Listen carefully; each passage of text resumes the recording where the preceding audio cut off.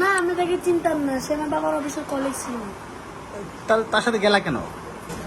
ও আমাকে বললো যে আমার বাবার অফিসে একটা প্রোগ্রাম আছে। আমি ওকে বললাম যে আমার বাবাকে একটা ফোন দাও, আমি তোমার কথা বিশ্বাস হচ্ছে না। ও আমার বাবাকে ফোন দিলে বাবা আওয়াজে বললো যে তুমি চলে আসো, অফিসে প্রোগ্রাম হবে। তাই আমি বললাম কোথায় হবে, বলছে বসুন্ধরা। ভিডিও কল দিতে বললাম, বলে যে ইমুতে এখন সমস্যা, দেওয়া যাবে না।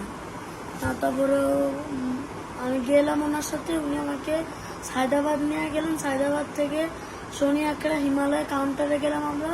আর রাত্রে আমার একটা পরিচিত মানুষের বাসায় রাত কাটালাম। রাত কাটানোর পর তিনি আমাকে তার নাম আশাফুল ইসলাম মিনহাস বললেন। আর বাসায় যাওয়ার আগে আমার নামটা চেঞ্জ করে রিফাত রাখলেন, আর কোনো কথা বলতে মানা করলেন। আর তার বাসা থেকে ফেরার পর আমরা সকালে হাসি ঠাট্টা করলাম, তারপরে উনি ধরা খেলেন। তুমি তোমার বাবার সাথে কথা বলছো, তুমি কণ্ঠ চিনতে পারো নাই? তোমাকে যে কথা বলাই দিল, কণ্ঠ চিনতে পারো নাই?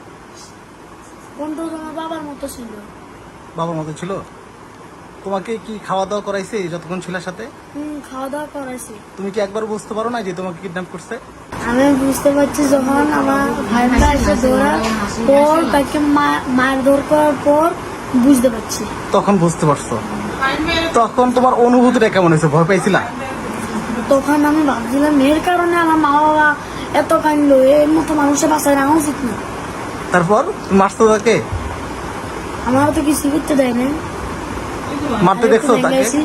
মারতে দেখছো? মারতে দেখছিলাম, একটা থাপড় দিছিলাম। আচ্ছা, মারতে কারা ওকে? সেনাবাহিনী। আমাদের এখন যে ফিরে আসছো বাবা মার কাছে, এখন তোমার অনুভূতি কি, কেমন লাগতেছে? আমার ঘুম ধরতেছে আর অনেক ভালো লাগতেছে। কখনো কি কেউ যদি বলে যে বাবা ডাকতেছে, মা ডাকতেছে, যাবার?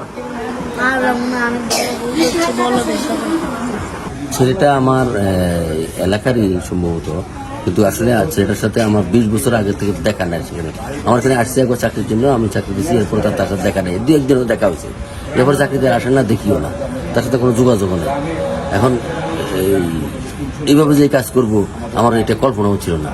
নিজের এলাকার ছেলে এরকম করতে পারে, এটা আসলে চিন্তার বাইরে ছিল। যাই হোক, ভাগ্য বিধাতা ভালো, আল্লাহ আমাদের প্রতি সহায় হয়েছে, আমার বাচ্চাকে আল্লাহ উদ্ধার করে দিচ্ছে, এই জন্য আল্লাহর কাছে চিরকৃত। গতকালকে রাত্রে 4:30-5টা পর্যন্ত আমরা মূলত ফ্লাইংয়ে ছিলাম, বিভিন্ন জায়গায় ট্রেকিং করার চেষ্টা করছি আমরা। প্রথমত হচ্ছিল স্কাউট ক্যাম্পাসের যে এখানে আর্মিদের ক্যাম্প ছিল, তাদের সাথে যোগাযোগ করছি। তাদের হেল্পে আমরা কালিয়াকুর থানায় জিডি করেছি। গতকাল রাত্রের 12টায় আমরা ডিবি অফিসে গেছিলাম, 1টার দিকে ডিবি অফিসে গেছিলাম, জয়দেবপুরে গেছিলাম। জয়দেবপুর ডিবি অফিস থেকে আমরা তখন কোনো সাহস হতে পারিনি, তো ওনারা আশ্বাস দিয়েছে কাজ করবে। তারপরে আমরা গেছি হচ্ছে দান গবেষণা, ওইখানে আর্মির মূল গাজীপুর জেলা ক্যাম্প, ওইখানে আমরা তাদেরকে ইনফর্ম করছি, তাদের সাথে আলাপ আলোচনা করছি, তারা আমাদেরকে আশ্বাস করছে এটা নিয়ে কাজ করবে। এরপরে গেছিলাম আমরা শালনা র্যাব ব্যাটালিয়ন 1-এ, তাদের সাথে আমরা কথাবার্তা বলেছি, তারাও আশ্বাস করেছে। বিভিন্ন জায়গা থেকে নাম্বার আসলো, 2টা নাম্বার থেকে আমাদের ট্র্যাকিং করে আমাদের কাছে কিছু মুক্তিপণের টাকা, সামান্য কিছু টাকা চাইছিল। 11:30 দিকে আমরা ডিপি অফিসে গেছিলাম। ডিপি অফিসে যাওয়ার পর থেকে ওনাদের সাথে কথা বলছি। ডিপি অফিসে আমাদেরকে যে ওখানকার যে হেড ছিলেন, সে আমাদের বিষয়টা নথি করছে, নথি করে তারা ট্র্যাক করা শুরু করছে। পাশাপাশি আজকে সকালে 11টার দিকে আরেকটা 12টার দিকে আরেকটা নাম্বার থেকে ফোন আসলো। ফোন আইসা তার কাছ আমাদের কাছ থেকে বললো যে আমাকে 20 লাখ টাকা দিতে হবে। 20 লাখ টাকা দিলে আমরা নির্দিষ্ট একটা এলাকায় ঠিকানা দিব, ওই এলাকায় ব্যাংকের মাধ্যমে 20 লাখ টাকা দিবেন, দিলে আমরা বাকিটা পরে নিয়ে কথা বলবো। ডিবি অফিস থেকেও ওনারা তাৎক্ষণিক অ্যাকশন শুরু করেছিল। মূলত আসলে ওদের টার্গেট হচ্ছিল দক্ষিণ নোয়াখালীর ওই দিকে অঞ্চলের দিকে ওদিকে করে নিয়ে যাবে। তো পরে আমাদের এখান থেকে বলছিল যে ঠিক আছে, আপাতত যাতে তুমি একজন লোক কম আছে, সেক্ষেত্রে তুমি খালি জাস্ট ফলো করো।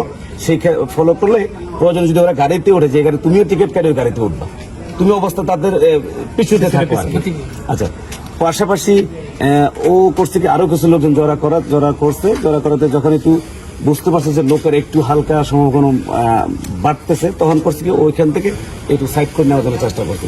তো ওই পাশেই একটা হুন্ডা মোটর গ্যারেজ ছিল, ওই গ্যারেজে পর্যন্ত ওরা চাচ্ছিল যে একটু কাছাকাছি নিয়ে যেতে।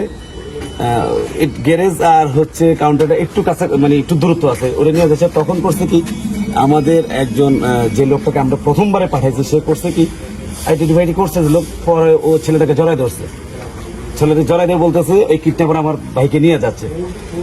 পাশাপাশি আরো 2-4 লোক আসছে ওইখানে। স্টুডেন্টরা তো জানেন আপনার বাংলাদেশের সবটা জায়গায় মতো রাস্তায় স্টুডেন্ট মুভমেন্ট ছিল। তো কিছু স্টুডেন্ট ও ডাকলো, স্টুডেন্ট কিছু জড়া হয়ে তাকে মোটামুটি নির্দেশের জায়গায় রাখছে ওইখানে থেকে আর মুভ করতে পারেনি। তো পাশাপাশি ওরা আমাদেরকে যেই ওখানে আমাদের যে লোক গেছিল, লোক যে আমাদের এখানে ভিডিও ফুটেজ পাঠাইছে, ভিডিও ফুটেজ পাঠানোতে আমরা আইডেন্টিফাই করতে পারছি যে আমরা যে গতকাল সিসিটিভিতে যে ছবিটা আমরা দেখছিলাম ওই ছবির সাথে অলমোস্ট সেম। হ্যাঁ, এই যে একটা বিষয়। আরেকটা বিষয় হচ্ছে দেখলাম যে ওই লোকটা আমাদের একটু পরিচিতর মধ্যে পড়তেছিল। তখন আমরা বললাম যে তাকে ঠিক আছে, ওকে আপাতত ওই ব্যবস্থায় রাখুক, আমরা আসব জিনিসটা তাদের করি। এখানে আমরা যখন যেতে মোটামুটি 1.5 ঘন্টা আমাদের লাগছে, যেহেতু ইয়ে থেকে দ্বিতীয় অফিস থেকে শনিবার যেতে জানেন তো আপনার রাস্তাঘাটে জ্যাম। তো তারপর 1.5 ঘন্টা আমাদের লেগে গেছে। তো আমরা বলছি যে আমরা আসা পর্যন্ত তোমরা কোনো রকমের ঝামেলা করা থাকবে না। যে আমরা আলহামদুলিল্লাহ যাই ওখানে পৌঁছাইছি। পৌঁছানোর সাথে দেখলাম যে মোটামুটি 202 থেকে, যদিও অনেক লোক আসলে নির্ণয় করে টাফ, মোটামুটি 250 থেকে 300 লোক ওইখানে জড়া হয়ে আছে। তো আমাদের আসলে মূল টার্গেট ছিল আমাদের যে কিডন্যাপার হয়েছে, যে আমাদের বাচ্চাটাকে ওটাকে সেভ করা, ওটাকে নেওয়া। তো আমরা যখন দেখলাম যে শুনলাম জানলাম যে আমাদের যে কিডন্যাপার মূলত সে মূলত আসলে আমাদেরই কাছাকাছি একজন পরিচিত। তো তখন লোকজন যখন 200-300 দেখলাম, তখন তো আমরা বুঝতে পারলাম যে আসলে এখনকার সিচুয়েশন যে ছাত্ররা কি করতে পারে। তখন আমরা 2 গাড়ির লোক আর আমাদের এখানকার লোক মিলে আমরা চেষ্টা করছি, আচ্ছা এটা আমরা সলভ করার চেষ্টা করতেছি। আমরা চলে আসছি, আপনারা ঠান্ডা হন, আপনারা আপনাদের মতো যান।